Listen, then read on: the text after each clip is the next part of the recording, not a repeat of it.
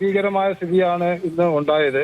ആ ഒരു കർഷകൻ 62 വയസ്സുള്ള കർഷകൻ അദ്ദേഹത്തിന്റെ കൃഷിഭൂമിയിൽ പോയപ്പോഴാണ് ഈ ദാരുണമായ സംഭവം ഉണ്ടായിരിക്കുന്നത്. ഇത് കേരളത്തിലെ മലയോര കർഷക മേഖലകൾ വളരെ ഭീതിയിലൂടെയാണ് ഈ കാലഘട്ടത്തിൽ. ഇതിനു മുമ്പ് ഒരു കാലത്തും ഇത്തരം ഭീകരത അവസ്ഥ കർഷകർക്ക് ഉണ്ടായിട്ടില്ല എന്നുള്ളതാണ് യാഥാർത്ഥ്യം. ഒരു പുറത്തിറങ്ങാൻ രാവിലെ മദ്രസയിൽ പോകുന്നവരുണ്ട്, സ്കൂളിൽ പോകുന്നവരുണ്ട്, ടാപ്പിങ്ങിന് പോകുന്നവരുണ്ട്, ദൂരസ്ഥലങ്ങളിലേക്ക് ജോലിക്ക് പോകുന്നവർ. ഇവരൊക്കെ ഒന്നും പുറത്തിറങ്ങാൻ പറയാം. ഭീകരമായിട്ട് ഇതൊന്നും ഇതിനു മുമ്പ് ഉണ്ടായ സാഹചര്യങ്ങളല്ല. ഗുജറാത്തിന്റെ പോലെ സ്ഥലത്ത് നിന്ന് ഗുജറാത്തിൽ ആദ്യമായിട്ടാണ് ഒരു കാട്ടുപോത്തിന്റെ അക്രമത്തിൽ ഒരു കർഷകൻ മരണപ്പെടുന്നത്. ഇതിനും അങ്ങനെ സംഭവം ഉണ്ടായിട്ടില്ല.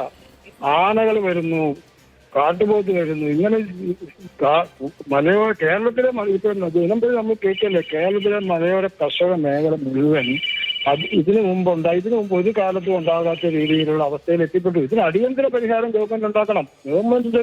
ഗവൺമെന്റ് ചിന്തയിൽ ഈ മലയോര കർഷക ജനതയുടെ ഒരു കാര്യങ്ങളും ഇല്ല എന്നാണ്. ഒരു ഭരണകൂടത്തിന്, കേന്ദ്ര ഭരണകൂടമായാലും സംസ്ഥാന ഭരണകൂടത്തിലായാലും ചിന്തയിൽ ഇത്തരം ഈ കർഷകരുടെ ഒരു വിഷയവും ഇല്ല എന്നുള്ള, അവരുടെ അവസ്ഥയെപ്പറ്റി ഒരു ചിന്തയില്ല എന്നുള്ള യാഥാർത്ഥ്യമാണ് ഇപ്പൊ നമ്മുടെ മുമ്പിലുള്ളത്. തീർച്ചയായിട്ടും അങ്ങനെയുള്ള വലിയ ആശങ്ക മലയോര ജനവിഭാഗത്തെ സംബന്ധിച്ചുണ്ട്.